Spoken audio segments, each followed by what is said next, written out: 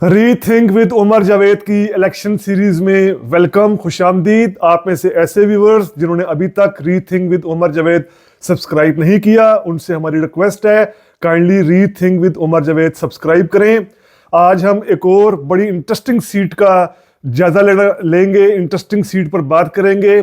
कराची की NA 242 की seat, जिस सीट पर बकायदा MQM ने नून लीग के लीडर शहबाज शरीफ की हमायत का ऐलान कर दिया है। मुस्तफ़ा कमाल यहाँ से MQM पाकिस्तान के मतवक्का उम्मीदवार थे, लेकिन अब इस सीट पर, कई और सीटों पर भी हुआ है, लेकिन इस सीट पर 242 की सीट पर भी MQM ने नून लीग के साथ इत्तेहाद कर लिया है। बहुत इंटरेस्टिंग सीट है, बड़े यहाँ कांटे की टक्कर पड़ सकती है।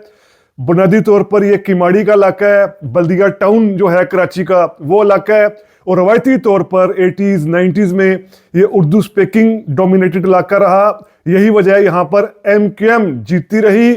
कुछ डायनामिक्स चेंज हुई, कुछ हालात बदले, लेकिन तब भी MQM को इतनी बुरी शिकस्त नहीं मिली। क्या हुआ 2018-2021 में, ये भी सारा इस सीट को समझने के लिए हम आपके सामने डेटा रखते हैं।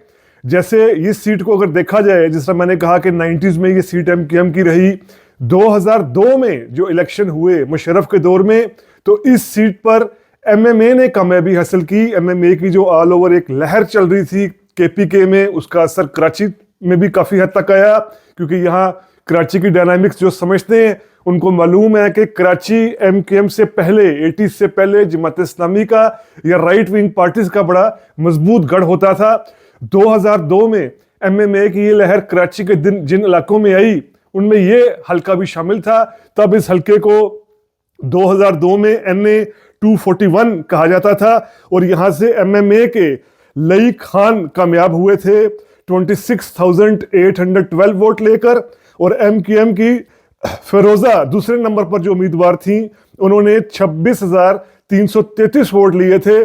अब यहां से आप देख लीजिए कितना कम मार्जिन है, यानी चंद 100 वोटों का मार्जिन है, ये 1000 से भी ऊपर का मार्जिन नहीं है।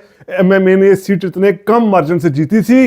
अब 2008 में आप देख लें MQM ने ये सीट किस जबरदस्त तरीके से वापस ली, जब SA इकबाल MQM के 93,617 वोट इन्होंने लिए, और दूसरे नंबर पर ANP के जरबाली सैयद साहब, इन्होंने 36,236 वोट लिए। अब यहां से आप 2008 में फिर मार्जिन देखें, कितना बड़ा मार्जिन है, और दूसरे नंबर पर ANP आ रही है, बाकी जमातें सारी बात की हैं। इतना बड़े मार्जिन से MQM ने सीट वापस ली। 2013 में एक मरतबा फिर आप MQM का मार्जिन देखिए। 2013 में MQM के SA इकबाल साहब ने ही यहां से 95,584 वोट लिए, और दूसरे नंबर पर अब जो जमात आई वो PTI की थी, जिसके डॉक्टर सईद साहब ने 27,827 वोट लिए थे। यहां पर भी आप मार्जिन देखें, कितना बड़ा मार्जिन है। MQM कितने बड़े मार्जिन से लीड कर जीत रही है 2013 तक भी। उसके बाद 2016 में, जैसा हम जानते हैं, MQM के अंदर डंड डला, MQM बुरे तरीके से तकसीम हुई। इल्ताफ हुसैन अलग हुआ, MQM लंदन अलग हुई। उसके बाद यही वो दौर था कि मुस्तफ़ा कमाल भी पाक सरजमीन पार्टी की सूरत में अलग हुए, यानी उर्दू स्पीकिंग वो डिवाइड हुआ। तो इसका नतीजा अब 2018 में देखें क्या आता है। 2018 में अब ये हल्का जो आज का NA 242 है, ये हल्का 2018 में NA 249 था। यहां से फैसल वाडवा PTI के कामयाब होते हैं 35,349 वोट लेकर, और शहबाज शरीफ के वोट देखें आप 34,626, यानी फिर ये बहुत कम मार्जिन है, चंद 100 वोटों का मार्जिन है, 1000 से ऊपर का मार्जिन भी नहीं है। PTI इस सीट को जीतती है, और MQM जो है वो चौथे नंबर पर आ रही है, यानी 13,534 वोट लेकर। इससे ज्यादा वोट TLP के हैं, यानी डायनामिक्स चेंज हुई। बेशक अगर यहां पर कुछ इस हल्के में हेरा फेरी की गई होगी तो वो शहबाज शरीफ को हराने के लिए की गई होगी। MQM तो वैसे ही यहां पर चौथे नंबर पर आ गई 2018 में। अच्छा, यहां पर फिर एक बड़ा इंटरेस्टिंग ज़िमनी इलेक्शन भी हुआ था, क्योंकि फैसल वाडवा ने सीट छोड़ी थी। उनका इशू चल रहा था ड्यूल नेशनलिटी को साबित करने का, कि उन्होंने साबित नहीं की तो उन्होंने ये सीट छोड़ी ताकि वो सेनेट में अपने आप को सिक्योर कर ले। तो यहां पर फिर जिमनी इलेक्शन हुआ था 2021 का। अब ये हमें बताएगा कि 2021 का नतीजा क्या 2024 में हमें नजर आएगा। यहां अब पीपल्स पार्टी के कादर मंदोखेल साहब ये कामयाब होते हैं 15,656 वोट लेकर, और दूसरे नंबर पर मिफ्ता इस्माइल आते हैं 14,747 वोट लेकर। फिर टीएलपी आती है, फिर मुस्तफा कमाल साहब चौथे नंबर पर आते हैं 8,728 वोट लेकर, और पीटीआई 5वें नंबर पर आ जाती है, यानी पीटीआई 8,681 वोट लेकर इस हल्के से जो 3 साल पहले जीती थी वो अब 5वें नंबर पर खड़ी हो जाती है। और एमकेएम पाकिस्तान 7,000 कुछ वोट लेने में कामयाब हो जाती है।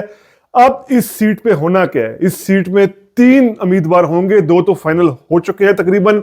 एक तो मुस्लिम लीग नून के शहबाज शरीफ, दूसरा पीपल्स पार्टी के कादर मंदोखेल भी इस सीट से इलेक्शन लड़ रहे हैं।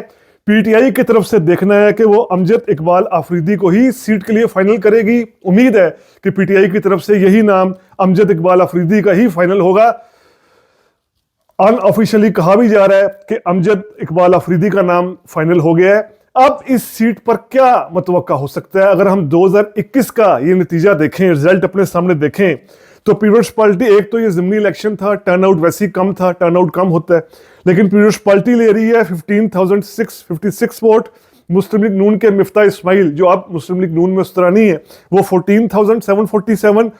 तो जो मुस्तफा कमाल का वोटर है, इसको देखिए, पाक सरजमीन का वोट 872, और फिर जो एमकेएम पाकिस्तान का वोट है यानी 7,000, ये अगर हम मर्ज कर दें यानी 7 और 8,000, तो ये 15,000 से ऊपर वोट पड़ जाता है।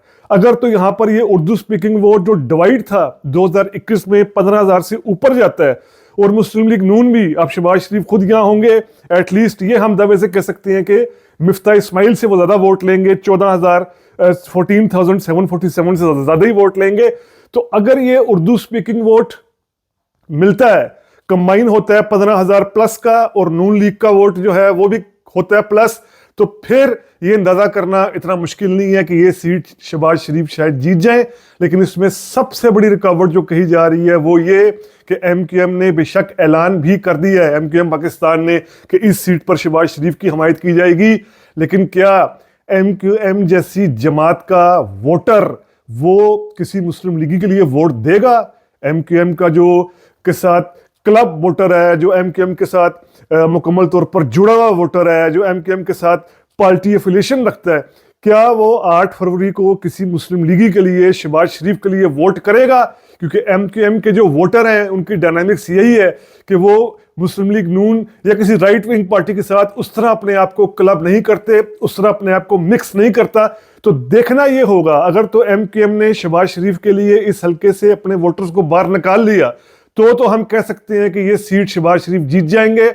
लेकिन अगर एमकेएम अपने वोटर्स को निकालने में नाकाम रही तो इस सीट पर कुछ भी हो सकता है। कादर मंदोखेल साहब भी पीपल्स पार्टी के मजबूत उम्मीदवार हैं, और पीटीआई के जो उम्मीदवार हैं अमजद इकबाल आफरीदी, जो 2021 में 5वें नंबर पर ये थे, ये भी कोई अपसेट बड़ा कर सकते हैं। तो इस सीट का सारा फैसला होना है कि एमकेएम का वोट कितने % बाहर निकलेगा शहबाज शरीफ की हक में, शहबाज शरीफ के लिए, जो हमारे तज्जिए के मुताबिक, हमारे सर्वे, हमारी तहकीक के, हमारी रिसर्च के मुताबिक एमकेएम का वोटर आसानी से किसी मुस्लिम लीगी लीडर के लिए, शहबाज शरीफ के लिए शायद अक्सरियत में वोटिंग करने ना आए, लेकिन अगर आ गया तो फिर शहबाज शरीफ की जीत यकीनी है। ना आया तो ये सीट पीपल्स पार्टी या पीटीआई को भी मिल सकती है। तो हमारी नजर बनी रहेगी। NA 242 कराची हमने डिस्कस किया आज। तमाम अहम हल्कों कांटेदार जहां मुकाबला होना है वो हम डिस्कस कर भी रहे हैं, आगे भी करते रहेंगे। उम्मीद करता हूं आपको ये व्लॉग पसंद आया होगा। अगर पसंद आया है तो काइंडली सब्सक्राइब कीजिए। Rethink with Umar Javed. शुक्रिया।